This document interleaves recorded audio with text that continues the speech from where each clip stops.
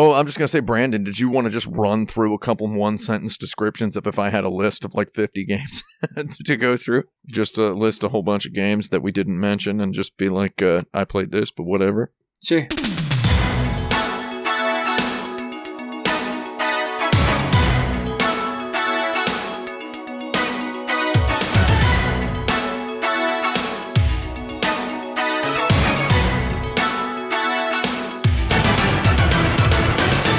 You've heard the best, now hear the rest. This is episode 225 of Insert Credit, the only podcast where people talk about video games, and occasionally our editor puts in a buzzer noise. I'm Alex Jaffe, and this week we're bringing you Insert Crediteers Brandon Sheffield and Tim Rogers' discussion of video games from 2021 which didn't make the cut of our ranking episode this year. We'll be back next week with a full panel for a different kind of special theme episode, only they don't know I'm doing that, so don't tell them. There's never been a better value. Until then, you may now load your game. Tim, I didn't write down all the games that I played, though. I've got a list that's, it just seems like glaring omissions to our list that we didn't have. Like, it would be fun to just rip through some glaring omissions. So you only want to do, like, really good ones? Or ones that we definitely would have discussed? These are all games I played and I liked, and for some reason we didn't mention any of them. Okay. I'm removing any one that I would be mean about, except for Metroid Dread. Oh, yeah. I'm fine with being mean about it. Oh, yeah. You want me to just get started? I'll do one real quick. Here it comes. Halo Infinite. We didn't bring up Halo Infinite, which is a huge, massive, meaty, sort of Zelda-esque campaign Halo game. I mean, there's the online, the versus deathmatch mode as well, which we didn't bring up because I don't think any of us are super competitive online players. I've tried to be in the past, though. I ain't got it.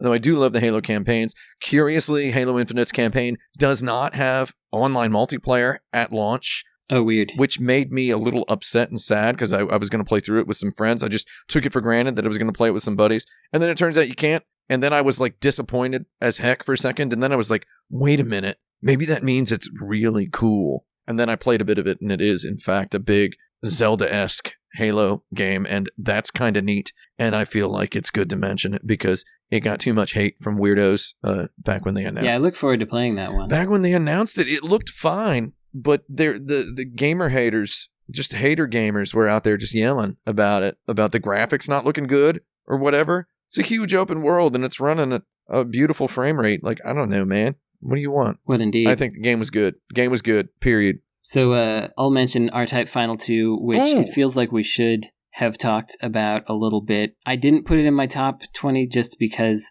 I think if R-Type Final, the first one, didn't exist, then R-Type Final 2 would have made my list. But R-Type Final 2 being less good than R-Type Final made me not want to put it in my top 20. And that's kind of where I stand on it. R-Type Final 2 is a kind of a Fuga Melodies of Steel level of, it's the old stuff and it's the old timers still here, still doing what they've been doing all along. They never went anywhere. I love any game with a gear shift button. I love R-Type Final 1. R-Type Final 2 got a little bit of jank to it, but otherwise it's beautiful that it exists. Still good, though. IMO. Yeah, people should play it. Next one for me, Voice of the Cards. Did you play this Voice of the Cards game? I did not. The Yoko Taro card game RPG. It's surprisingly neat. There's a part 2 of it coming out very soon, which makes me wonder how many episodes there are going to be in total. Though it's not very long, and it's a good little weird game to play. I don't really have much else to say about it other than that. The end. Played The Good Life, which, I feel like we gotta put the sweary games on here. Oh, yeah. And when I was thinking of fake game awards for these various things, I was dubbing this one most Xbox 360-like game that is most likely to be diminutively referred to as a PS2 game. Interesting. But it's pretty good. But it also has like unnecessarily not very good combat shoehorned into it. But otherwise, it's still like a hangout game, go around, do some fun stuff. It's cool. I smoked a little bit of The Good Life, and right now, as soon as you said The Good Life, I got on Twitter, I went into my notifications, and I clicked on, so I'm not going to say their name, and 11 other people just followed you. Or like I've been followed by 12 people during the taping of this podcast. Not really sure how this worked. I've clicked on all of their profiles. Sweary is already following literally 10 of them. That is not a joke. So that's my review of The Good Life, which I did smoke a little bit of. Cool game. Next one is Inscryption. Did you play Inscryption? Is that a PC only? No, though everyone told me to. Oh, yeah. The Inscryption is so cool. I need not trivialize it by talking about it. Just check it out when you get a chance. It'll be on something at some point. It is quite cool. And I believe it was the number one game on a couple of major mainstream lists. I needn't trivialize it by discussing it, and we needn't promote it because it's already doing pretty well. It's not no dodgeball academia. Dodgeball academia. Yeah. It doesn't need our help. The one that I will trivialize by not talking about it Excellent. Is Metroid Dread. Oh yeah. Yep. Didn't like it. The end. I just want to say that you said on this podcast a while back during an episode, you said that if anyone brought up Metroid Dread for the insert credit end of the year list, you would veto it. And then I looked at the insert credit forums exactly once in the last week, and I looked at the episode specific threads for 2 episodes, and you had repeated your "I will veto Metroid Dread" thing 3 times. So I would like you to. Now spend 30 seconds saying what's your favorite thing about Metroid Dread. You've got to say your favorite thing about it. I hate it. Okay. I hated it. Yeah. So, but I'm not on the hook here. So. Yeah, my favorite thing about Metroid Dread is I think that the parry system works pretty well in the boss battles, and I think the boss battles are relatively well constructed. Mm-hmm. So. Yeah, I guess was that 30 seconds? That was a little less than 30. It's good enough. Oops. It's good enough. Okay. Next one that I won't. I already mentioned this a little bit earlier. I said if you want to get a PlayStation 5 game to make you feel real proud of yourself for having a PlayStation 5, it's that Ratchet and Clank, which I would not glorify by putting it into a ranking because it is technically impressive. Graphics are beautiful, but it's not really super. It's not special. It's beautiful, it's gorgeous, it's big. Insomniac are technical wizards. They're making a Wolverine game, dude. I hope it's a Yakuza-like. Like, I don't know. I'd play a Wolverine. I played all their Spider-Mans. I'll play their Wolverine. I play anytime they release a game, I smoke it straight down. So, whatever. However, it's subtitle Ratchet and Clank Rift Apart. I'm getting tired of the cheeky subtitles. It's okay, guys. You don't need it anymore. You just made a technically impressive game. Just give it a normal name. Final answer. Speaking of not particularly unique, Far Cry 6 came out. Oh yeah. I played it, and it's good. It's got all the Far Cry stuff in it, but it's getting to the point with these open worldy kind of games where if you told me it was any of the other ones, there's different stuff between them. But if you told me it was a Call of Duty trying something open world, or if you told me it was a first person something else, I would believe it. They're just all kind of mushing together. It's got that actor in it. That's pretty cool. But it's also one of those games where you got this just dire and dour main story where apocalyptic things are happening, and then just immediately as soon as you get control, it's like you have a pet that's an alligator,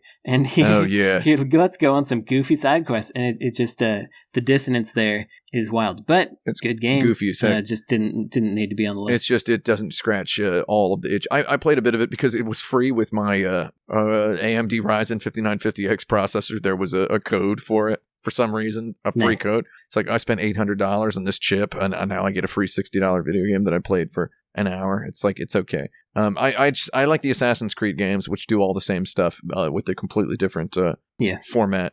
Third person, and you get dumb weird swords, and you get to be a Viking. I don't know. I still think if you really wanted to play if you could find Assassin's Creed Valhalla, which came out in 2020, that's another one you should play on your PS5. Yeah, I'll get that eventually. I'll put it on the list. And also, let's say you should play Ghost of Tsushima on your PlayStation 5 as well. Yeah, that's also on the list. There is the PS5 Director's Cut that came out in 2021, so it counts. 60 FPS, 4K. It has appropriate correct lip flaps on the Japanese voiceover, which the original version did not have the lip flaps correct. So you got the lip flaps are all redone for the J voiceover if you want that. English voices are excellent in that game anyway. That's a real good one to play. My next one here is a game I played a whole bunch, didn't talk about ever, will never show anyone any of the footage of myself playing this game. That is Guilty Gear Strive. Oh, yeah. The people must not see me playing that game by which I mean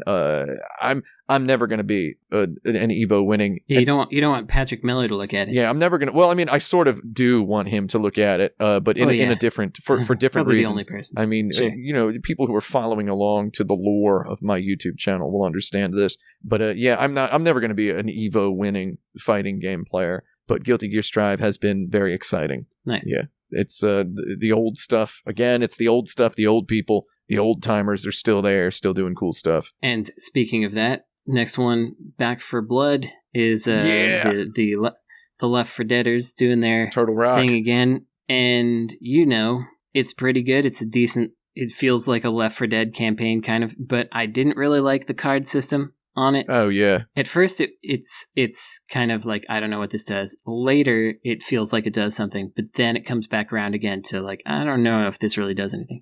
It's, still pretty good. I wish that I could play it with my friends directly. I think that would dramatically change in the same I could room do that. I just haven't been able to. With your original Left 4 Dead friends. John Johnson. Yeah, Jay Adam Goldstein. Yeah. Chris Woodard. I played a little bit of that Back for Blood, and me and my buddies who I smoke video games with, we didn't touch that one. But we did play a bunch of Vermintide 2, and then we talked about playing Back for Blood, and then we never really played Back for Blood. But I played enough Back for Blood to be like, yeah, I'd play this. It's more Left 4 Dead with some modern game designy stuff kind of ladled on top of it. It's in my list for a little bit further down. Next game on my list, Super Mario 3D World Bowser's Fury. Nintendo made a little miniature one-stage open world 3D Super Mario game and released it in the year 2021 as a little bonus mode on a port of their Wii U Super Mario 3D World. Super Mario Bowser's Fury has like a unique character controller. It's a different sort of game. It has this weird mechanic where Bowser is growing and you need to turn into a giant cat Mario to fight him with Goku hair. And it's the most out of nowhere weird little mini Mario. And I just really wish Nintendo would do more of those. Give me a weird Mario every year, man. It was only like 3 hours long. Like, that's beautiful. I should have brought that up during the show, now that I think about it. Oops. It's a beautiful little thing that they made this weird little Mario that's cool. game. And it's 60 FPS, so that's great. I like a weird one. Yeah, weird ones are good. My next one is very, I don't have that much to say. El Shaddai got a remaster. Oh, yeah. Came out on Steam. Mm-hmm. El Shaddai looked good back in the day, and it looks good now. Looks ridiculous There's nothing now. really new. Yeah. But, I just figured I should mention it. Is that the one where the Metatron ascends? Yeah, the Metatron goes up a little bit in that one. Okay, excellent.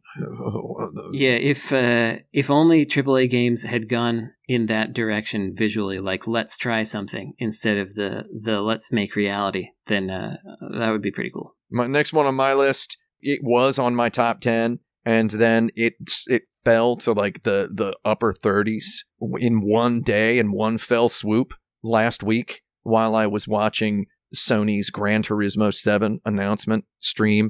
Forza Horizon 5 was chopped with an axe, such that it fell just all the way off of my list. And I'm going to explain why. Because the Forza Horizon games really kind of dig their nails all the way into this this Euro electro music, EDM music festival aesthetic, which I find personally just quite repugnant. It's just this XFM radio DJ. Oi, mate, we're here in England. It's gonna be a race weekend. There's balloons in the sky. There's a Ferrari. Now it's an Australian voice, right? And it's like, I put up with it because beautiful cars, beautiful graphics.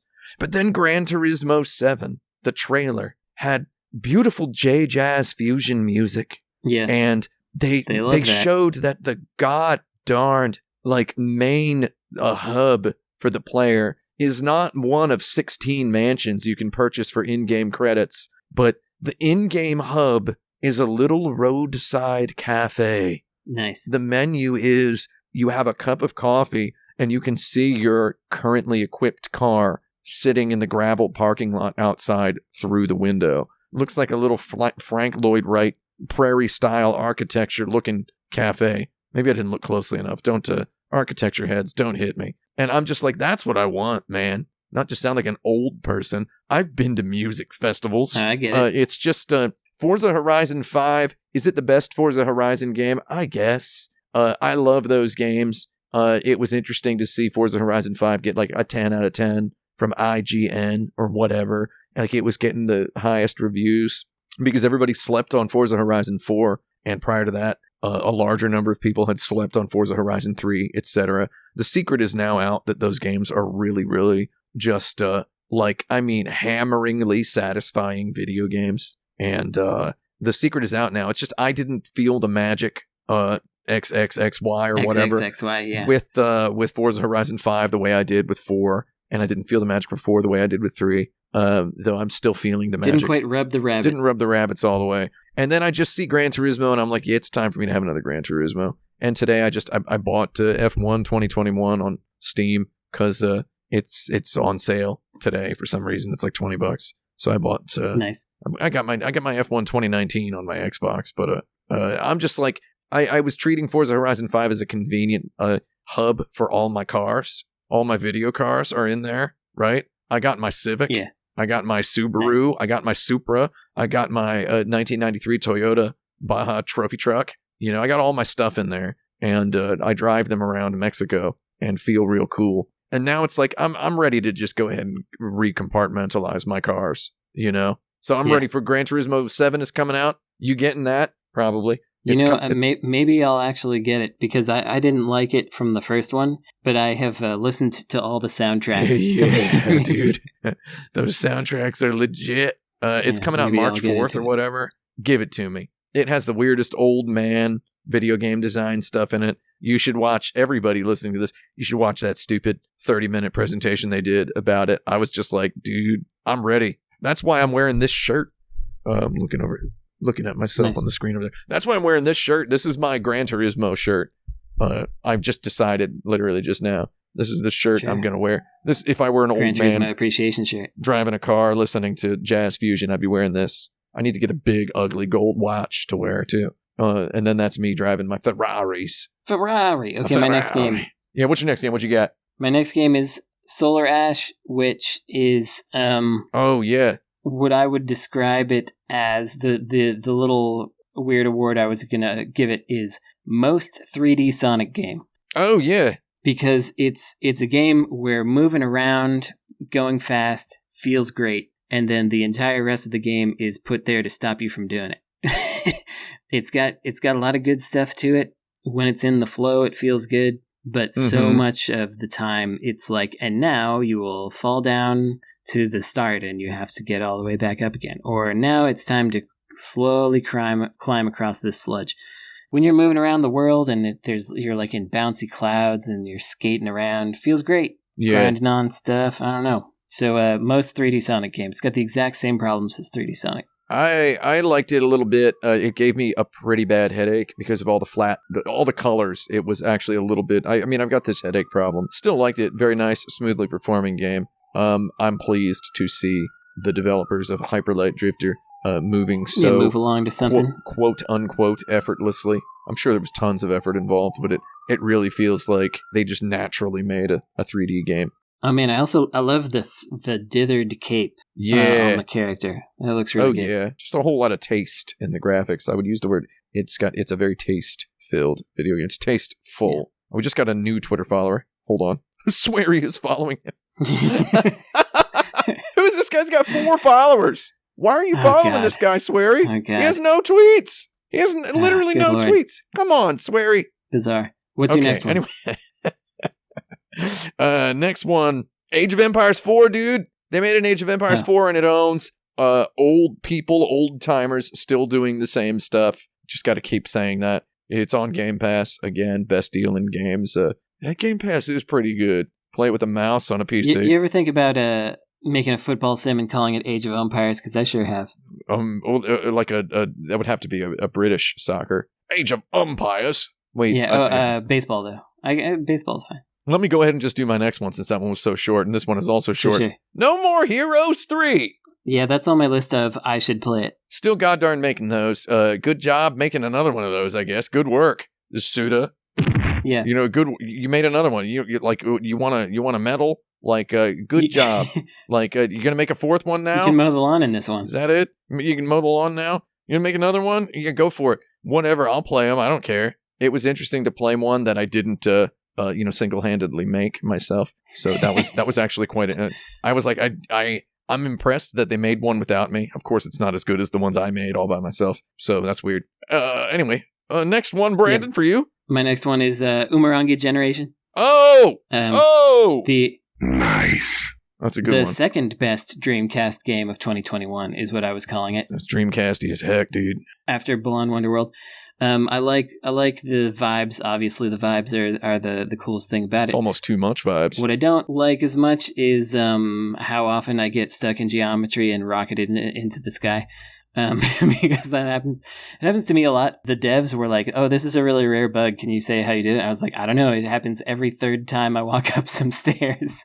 Cool game with cool tunes and cool graphs. Yeah, it's good. I don't know. It's overall ultimately quite great. Yeah, I wish you could shoot and kill cops in it though. I think that would be fun. That's right. Shoot them right in the up head. there on my list of games I'm glad people are making. So. My next one here, Pokemon. Oh wait, were you ready?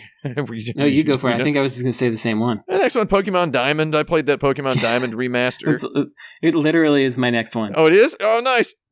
Yeah, Pokemon. I mean, whatever. I'll buy every Pokemon game that ever comes out and play it for like 3 hours and then probably I think quit. The thing is, I think Pokemon Pearl was my first real Pokemon that I sank time into. Yeah, because it was on the DS and it was yeah. Quite a virtuoso usage of the DS hardware because the touch screen had the really like in-world canonized like the PokeWatch thing down on the bottom screen.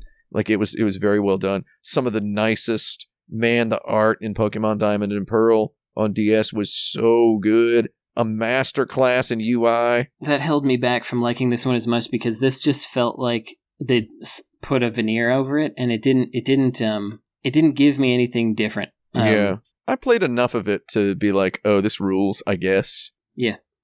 I played enough of it to say this rules, I guess. I like that they, the true series fans were upset that it wasn't a full 3D remake a la the Sword and Shields or whatever. I don't know. I like the cutesy little look. I think it was good. But yeah, it's they got some UI problems over there. Because Diamond and Pearl on DS, how the mighty have fallen. Diamond and Pearl on DS was a masterclass in video game UI. Totally. And I feel like, where is that now anymore these days? That was like the Pulse Man Game Freak, like going on overdrive with that Diamond and Pearl look. Okay, my next one is Final Fantasy VII Remake Intergrade for PlayStation and PC. It's Final Fantasy VII Remake, but now it's in 4K and 120 frames per second, and it has a whole bunch of quality of life features. And I'm maybe the biggest Nimrod on Earth because I done played it again. And it's got Yuffie in there now. So what do I know? I'm an idiot. Kill me with it. The end. Thank you. My next one, Castlevania Advance Collection. Play these games again. That's my review of it. Oh man, I believe you've seen the photograph I dropped in the Discord chat. Yes, that's my Castlevania Advance Collection. Indeed, I'm playing these things on the Mister on my 77-inch TV. Yeah, I think that's fair enough. And I got no problems whatsoever. Yeah, I mean that collection's cool, but I don't want to give Konami my money. They're dripping slippery rabbit pellets all over their legacy. I understand that. It's my most disgusting way to describe that I can think of. Next game for me, Overboard. Did you play this Overboard game? I did not. It is a murder mystery on a boat, right? First of all, great place for a murder. Great place for a mystery. Boats are just great places in general. So a murder mystery on a boat, pretty good. But what if I told you this twist? Is that you are the murderer? Oh, no. And the whole game is about deflecting suspicion. A neat little puzzle of a game. Fun. And it's a joyful little video game, and I think it was on a lot of people's top 25, top 50 lists or whatever. If you want to play a nice little visual novel-ish, graphic adventure-ish, RPG-ish game, look no further. It's the kind of game that AAA studios need to be pouring basically indie killing amounts of money into. Now that I think it sounds sinister, but yeah, it's the kind of game that we need instead of Grand Theft Auto 19. That's a joke about how they never made Grand Theft Auto 6. They're making that right now, probably. Ace Attorney, the new Ace Attorney. Oh, Ace Attorney Chronicles? Whatever. Yeah. Yeah. What I got to say is keep making them. Just make some more of them. Yeah, those are, they're getting so close to the dinner time video game. Yeah, totally. A Capcom, if you want my advice, and I know you do, that's a joke, they probably don't. y'all don't need my advice because you've been quite successful with the Resident Evils and whatnot. Market a foot pedal controller that is just for, and then sell it alongside like the Ace Attorneys. You can play it with your feet while eating dinner, right? Yeah. I'm not even kidding. I was actually thinking about it. I've got some foot pedal things over here for I got some foot pedal things for my video editing. That's how serious I've gotten with this stuff. I'm quite high level. And I'm like, can I play a video game with this? And I'm genuinely thinking about it. I'm thinking about rigging up a foot pedal setup and doing a hands-free dinner theater Phoenix Ray. Yeah, do it. Because me and Mimsy's playing through The Last of Us over here because she has never played a AAA video game, right? Or she's never played all the way through one. And I picked The Last of Us specifically because it has the perfect balance. We're playing it on twitch.tv/actionbutton once per week. Just follow me on Twitch and find out when we play. She's playing it one chapter at a time. We're quite early in the game, so when you hear this podcast, she will not have finished the game yet, guaranteed. And it has the perfect intersection of short length and all the AAA systems. It requires her to learn how to aim with an analog stick. It requires her to learn how to craft during combat, right? All this stuff. Scrounge for trinkets. It also has a pretty decent story. It's got all of this stuff, and it's also only about 12 hours long. Well, she's already spent about 18 hours on it. But it's got the perfect stuff. And then I keep thinking the next thing we're going to play after that is that goddamn Ace Attorney trilogy. Makes sense. And then move on to the Chronicles. And then that's how I'm thinking about the dinner time setup. Makes sense. Even though I eat dinner quite quickly and joylessly, I still am just infatuated with this dinner time games concept. DTG! How many more you got? I've got one more. Okay, I got a few. Just one more. Yeah. Oh, no, wait, I have Deathloop up here. I didn't read it. Deathloop, that game's cool. Or whatever. That game's cool. I don't know. That's a million people have said a million things about it. Watch it. I will say the trailers made me very bored. And then there was like the final trailer that they did, like when the game came out. I was like, oh, actually, it looks like this owns. So I feel like it was not trailered well up until it came out. And then it's like, this completely owns. And the game's cool. We played the game Unpacking. Do you know this game where you're unpacking boxes and just putting stuff on shelves? It was pretty good. It took us a couple hours. You know this game? I do. Oh yeah, I mean that's it. I mean you're unpacking boxes. It's like you start out and you're moving to a new house and you're a child and you're unpacking a child's bedroom, and then it's a college dorm, and then it's like a first apartment out of college, and then I mean I don't want to spoil what it's like. It's different phases of this unseen character's life, right? And Makes you sense. get there's all of this storytelling stuff in the game. Looks like I have more to say about this than I thought I did. There's all this storytelling stuff in the game that is not just understated. It's like as close as you can get to being unstated while still being understated, which I find very interesting.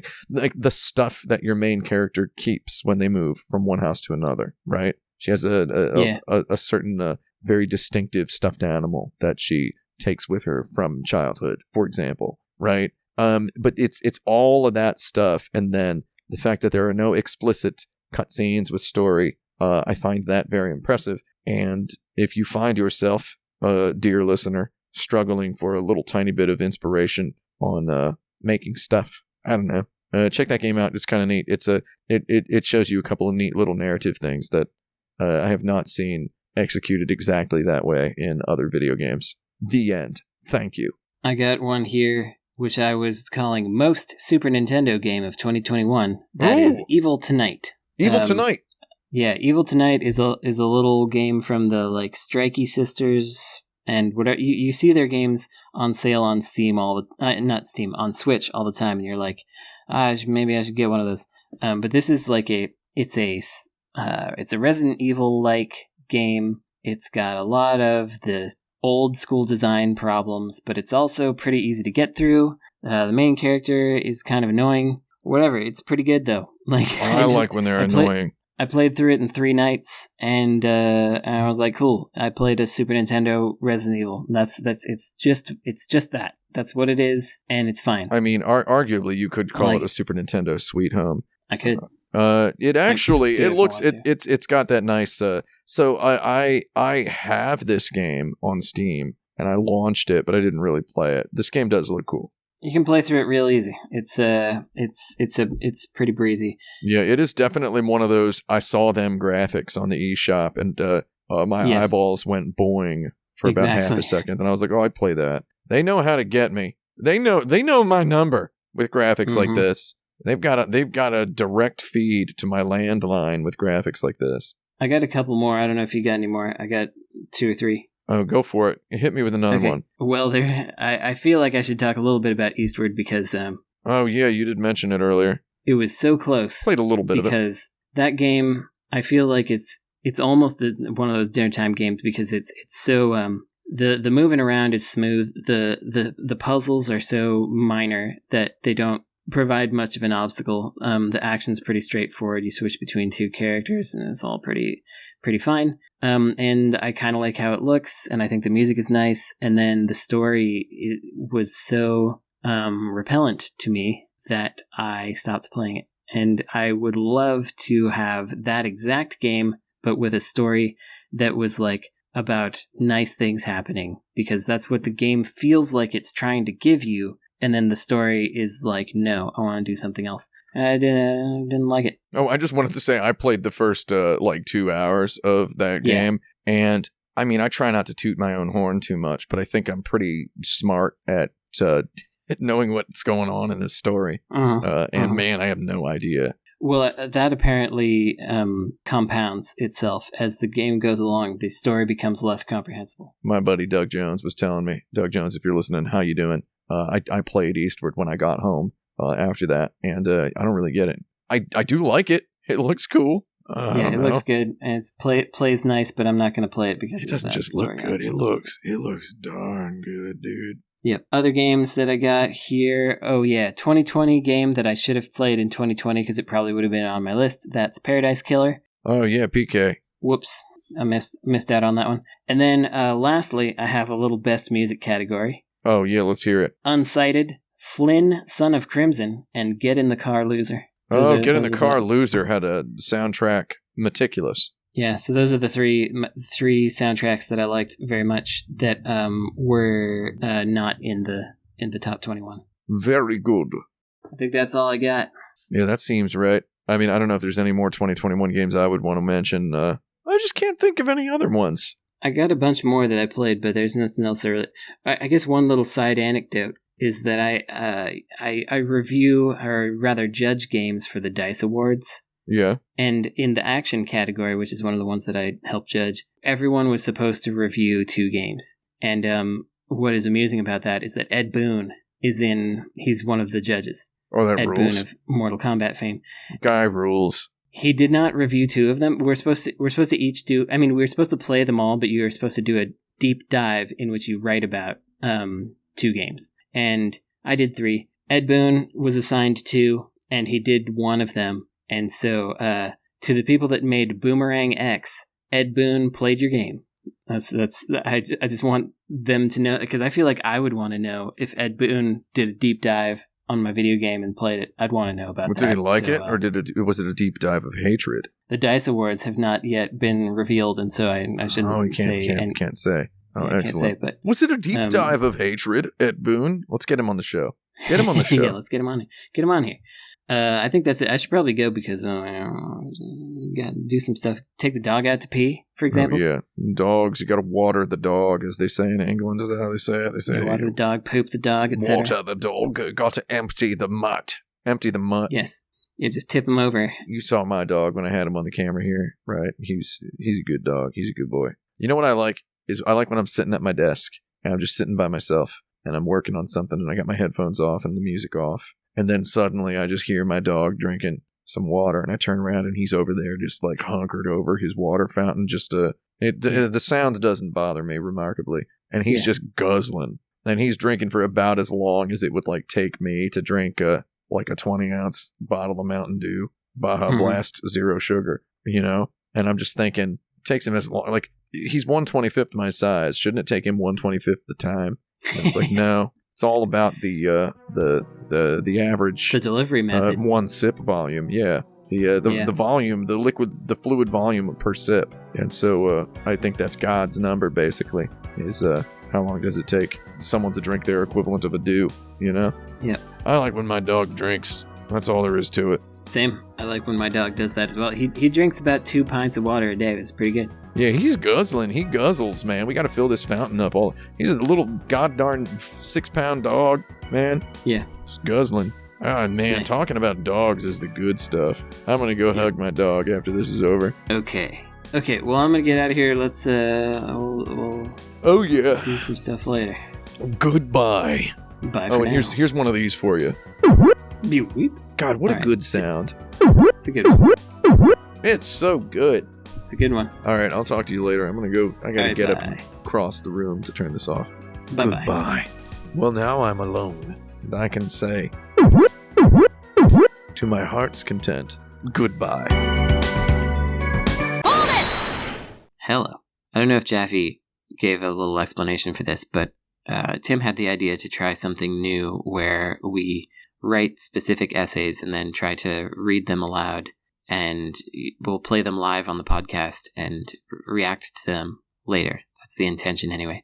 So we're trying it out this episode, and we'll see how it goes. I will admit that I'm not used to reading my own writing. Tim has gotten quite good at it, but it still really trips me up. But we're going to get there, and it could be a pretty neat feature, so let's see what you think of it. I think it'll take a few episodes to evolve into what he's been thinking about, but let's give it a shot.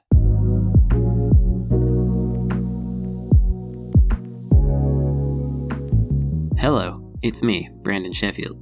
2 weeks ago, during our Best Games of 2021 podcast, I made an offhand remark about Balan Wonderworld, a game in which you have an economy based on small creatures called Tims, which you literally throw onto the gears of capitalism.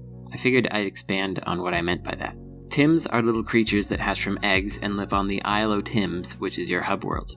They have distinguishing markings like stripes or different cute ears and stuff like that, but functionally they all want to do the same two things, eat and procreate. The other thing they can be compelled to do is work, which is what they spend most of their time doing. At the start of the game, the only real structure in the island is a Conan the Barbarian-like turnstile that has the appearance of a gear. Next to that is a long black signboard that flips and makes a big clacking sound as numbers go up. To make that number go up faster, you can pick up your Tims and toss them into this turnstile, which eventually makes them push it. So that's what I meant by throwing them onto the gears of capitalism. As your number goes up, and by the way, it's not clear what this number represents, but let's say it's money, more structures unlock. The sole function of most of these structures is to enable more Tims to do more work. There are little elevators that take them up into simple Rube Goldberg machines, which drop them through a series of gates and slides before depositing them back onto the ground to start the process over again. Some Tims are never released into the world, they simply exist underground, turning a giant wheel. The floor is transparent, so I can watch them work.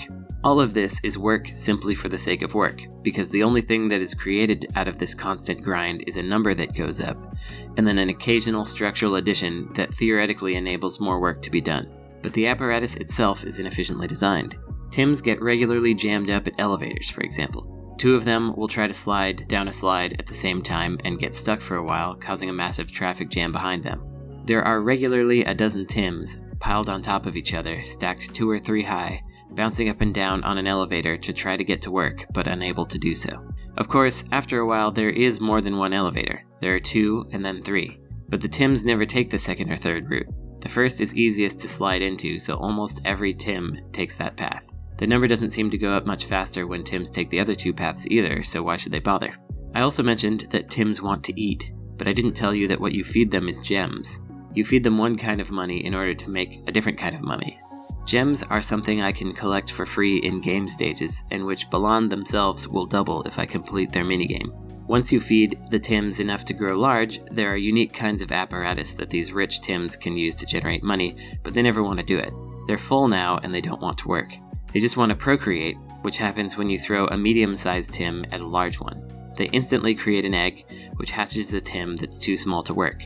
But feed them a few gems and they will become a worker and join the grind. The structure you're building is the somewhat ominously named Clock of Happiness. The name of this structure, whose purpose is never revealed by the way, keeps coming to mind as I see these little guys toiling away to make my numbers go up. There's a special platform that I can use to view the operation from all angles. It allows me to keep tabs on all my workers and is only accessible to me. Even with all that, I still don't exactly understand what it is I'm forcing them to work so hard to construct. But I have found myself, as the de facto boss of this operation, staring at the jammed up elevators, looking at my non-spinning turnstile, surrounded by Tims peeping at me for gems that I don't have, and thinking, get back to work! I tossed them onto the gears and they started up again. This game may not be an intentional allegory to capitalism, but it's an effective one anyway. This system definitely came from somewhere deep inside of somebody. The game is cynical about work, bosses, and the worker all by turns. It's no wonder Yuji Naka quit after making it.